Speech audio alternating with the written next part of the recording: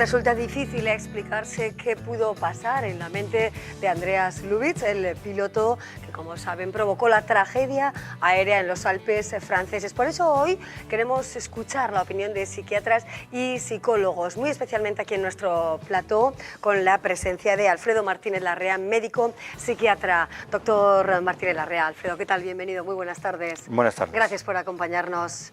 También tendremos la oportunidad en el programa de charlar con un piloto navarro, piloto de Pamplona, como Óscar Purroy. Él trabaja en Panamá, en la compañía aérea de Panamá. Tiene ya más de 6.000 horas de vuelo y nos acompaña también en directo. Si te parece, vamos a escuchar también su testimonio, ¿no? Su valoración. Óscar Purroy, ¿qué tal? Buenas tardes.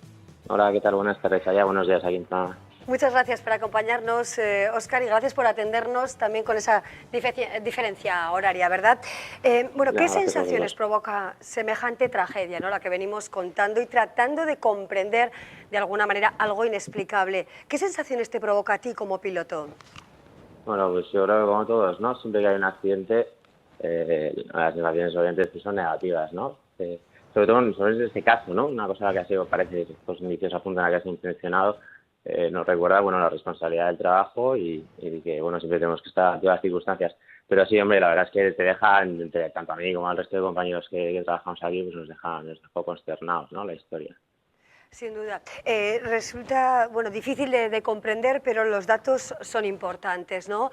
Parece ser que ya son bastantes las compañías las que no lo tenían, que han decidido, ¿no?, que sean 2 personas las que participen de todo el vuelo, que estén en la cabina siempre 2 personas. En vuestra compañía y en Panamá es así. ¿Y cómo es en general en Europa?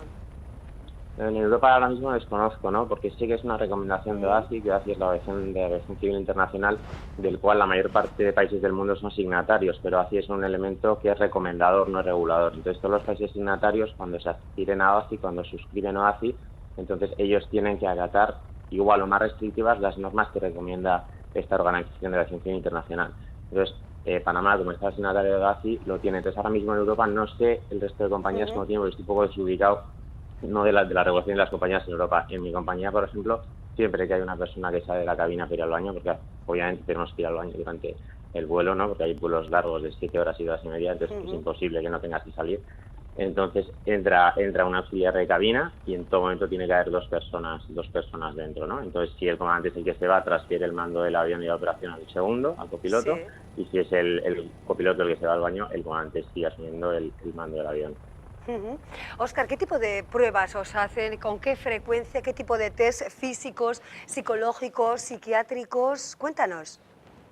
Bueno, en principio, cuando tú quieres obtener una licencia de vuelo profesional, tienes que hacer un reconocimiento inicial médico y psicológico, ¿no? Que es extendido, que hasta hace poco en España el único instituto que era capaz de desarrollar y hacer este tipo de chequeos era el Centro de Instrucción de Medicina Aeroespacial, que es un instituto que depende del Ejército del Aire.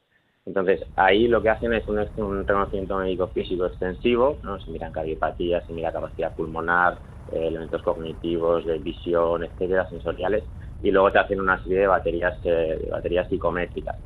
Después, una vez que ya tienes tu licencia de vuelo profesional, hasta los 40 años tenemos un reconocimiento médico recurrente anual, sin el cual no podemos volar. Y después, a partir de los 40 años, es bianual, es decir, cada 6 meses tenemos que ir a que nos hagan este reconocimiento médico, pero sobre todo son reconocimientos médicos físicos, es decir, las compañías son luego las que ponen los filtros, ¿no? Porque aparte tenemos dos entrenamientos anuales en el simulador en los cuales puede haber ya indicios, los instructores pueden ver indicios de que haya conductas que no son las habituales. También nos hemos preguntado mucho, ¿no? Y ahora estamos en compañía también de un psiquiatra. ¿Una persona con una depresión, con un capítulo depresivo, puede seguir siendo piloto? ¿Puede resolverse esa situación de salud y seguir pilotando un avión? Sí, perfectamente. Yo creo que nadie está libre, lo tendrá que valorar, pero hasta donde yo sé la legalidad no es un elemento de revocación de un certificado médico de vuelo, ¿no? Hay un tratamiento y si la persona supera el episodio, yo creo que a día de hoy no hay ningún problema, ¿no? Lo que pasa que sí que es cierto que la salud mental es algo que no es tan objetivable, ¿no? Como una cardiopatía, si tienes una valvulopatía aórtica, pues no puedes volar, obviamente, ¿no? Te restringen, te tocan al médico y no vuelas, entonces te bajan a tierra. Pero claro, esto el doctor es el que sabe, yo no tengo ni idea de este tema, pero me imagino que hay cosas que son más difíciles de valorar porque no son objetivables con parámetros médicos tradicionales, ¿no? Sí. Óscar, también se está diciendo en bastantes foros, ¿no? Y en bastantes lugares que parece ser que, bueno, incluso expertos en aviación, ¿no? Denuncian que para guiar un avión comercial no hace falta ni el bachillerato, que parece ser que las exigencias se han reducido. Cuéntanos tu experiencia y estas declaraciones, ¿qué te parecen, ¿no? ¿Cómo las valoras? Bueno, al final, en España, por ejemplo, la formación civil, de vuelo civil, ahora es totalmente privada. Hubo hace muchos años un intento y se desarrolló de que fuera pública. Unos años se llamó la ENA, la Escuela Nacional de Aeronáutica, que está en Salamanca, pero eso se privatizó. Entonces, la única vía a día de hoy es para ser piloto civil, que no sea por vía militar, es por formación privada, a no ser que quieras entrar en el ejercicio del aire y luego transferirte a la vía civil. Entonces, obviamente, cuando se dejan las cosas en empresas privadas hay una serie de regulaciones mínimas que hay que cumplir, porque somos estados, España es un estado de las JA, que las Joint Aviation Authorities, que es las autoridades conjuntas de aviación, ¿no? En la tendencia de la que Europa a juntar todos los países en la aviación también fue así. Entonces se cumplen una serie de mínimos, pero al final los mínimos igual son demasiado mínimos, ¿no? En mi caso la experiencia, pues nada, fue por formación privada en una academia en Madrid y luego además como las horas de vuelo, las famosas horas de vuelo, ¿no? Que hay que hacer un mínimo para poder presentarte a las pruebas de acceso a compañías aéreas. Luego me saqué las licencias en Estados Unidos también. Volé en parte en España y parte en Estados Unidos. Sí. Óscar Purroy, muchísimas gracias por acompañarnos, por bueno, participar en el programa y bueno, enhorabuena también por tu trabajo, mucha suerte y esperemos que cuando vuelvas a Pamplona nos hagas una visita en el programa, ¿de acuerdo? Sí, por supuesto, gracias a ustedes siempre. Muchísimas gracias, Óscar. Hasta luego. Gracias. Adiós. Y buenas tardes. Bueno, pues ahí tenemos la parte de los pilotos que también ven, claro, con consternación esta tragedia, ¿no? Y eso es lo que nos preguntamos, ¿verdad, doctor? ¿Cómo puede suceder esto? Una persona, ¿cómo puede tomar esta decisión de acabar con su vida y acabar con la vida de 149 personas? ¿Cómo comprender la mente humana en este sentido? Bueno, yo creo que podemos aspirar a intentar comprender o explicar por qué ha pasado, pero en ningún caso a justificarlo. Es decir, hay muchos factores que pueden haber incidido en que esto haya terminado como ha terminado y además de una complejidad mayor de lo que habitualmente enfrentamos prácticamente a diario, que es la conducta suicida, porque en este caso hemos pasado de una conducta suicida a una conducta homicida y la complejidad es aún mayor. Sí. Se ha hablado de muchos factores que están relacionados con este tipo de conductas. Una es la enfermedad o la mala salud mental, que parece que en este caso está presente, aunque todavía tenemos muchas dudas exactamente de lo que ha pasado. La salud física, que también aumenta el riesgo de estos pensamientos de muerte.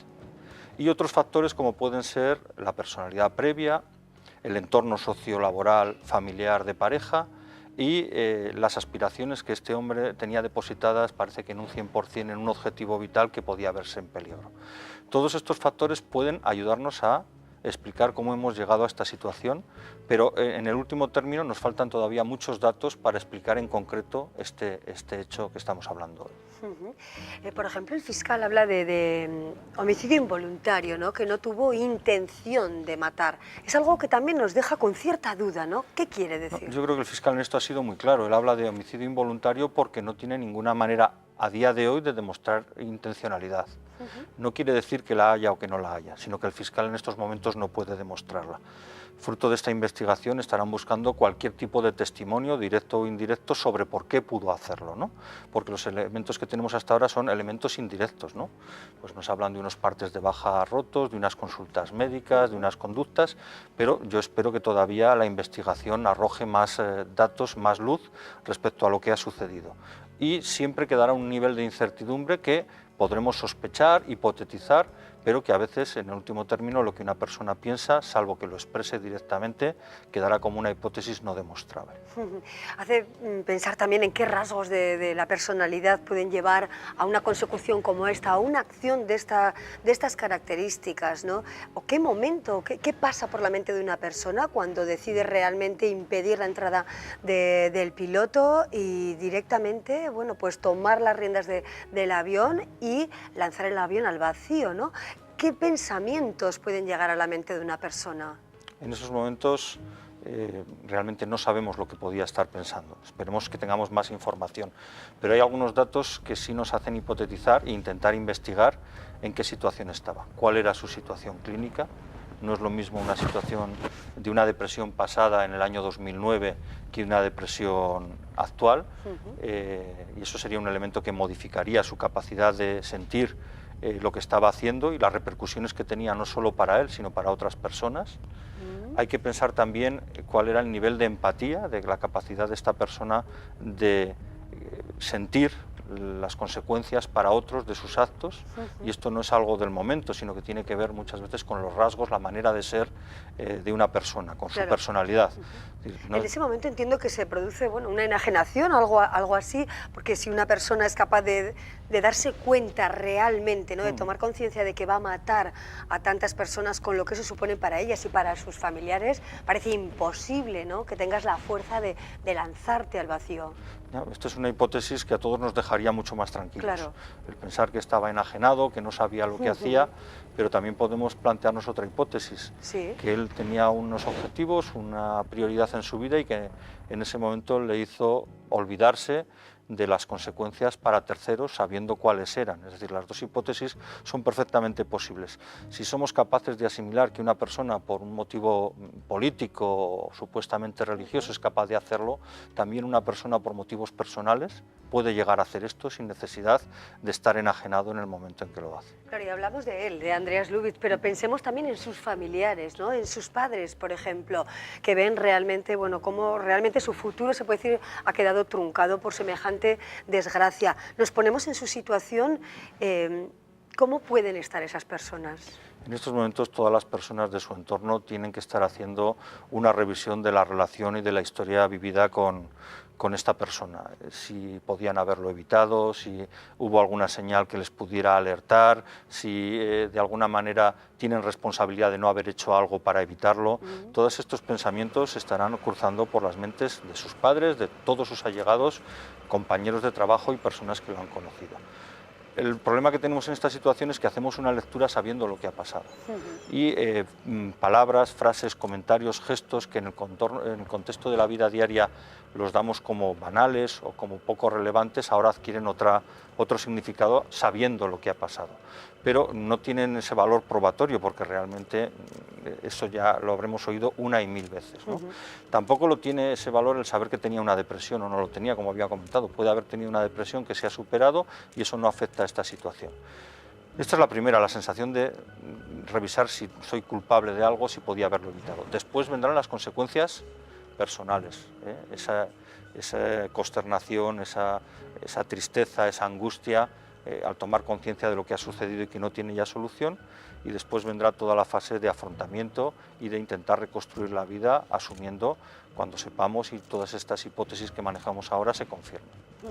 Bueno, pensemos, y lo estamos haciendo, ¿no?, constantemente en los familiares de las personas que han perdido la vida de esta manera, en una catástrofe de estas características que quedará en la retina de todos, ¿no?, durante muchísimos años. Esas personas, ¿cómo van a seguir adelante? ¿Con qué tipo de ayuda van a poder seguir adelante? Hay quien decía, uno de ellos, ¿no?, Juan Pardo, decía precisamente, había fallecido su ex esposa, su hija, su nieta, le daba igual casi por qué había pasado esto, pero el hecho era que había perdido 3 miembros de su familia. ¿Qué fortaleza mental tiene que mantener estas personas para poder vivir, para seguir viviendo con esta tragedia?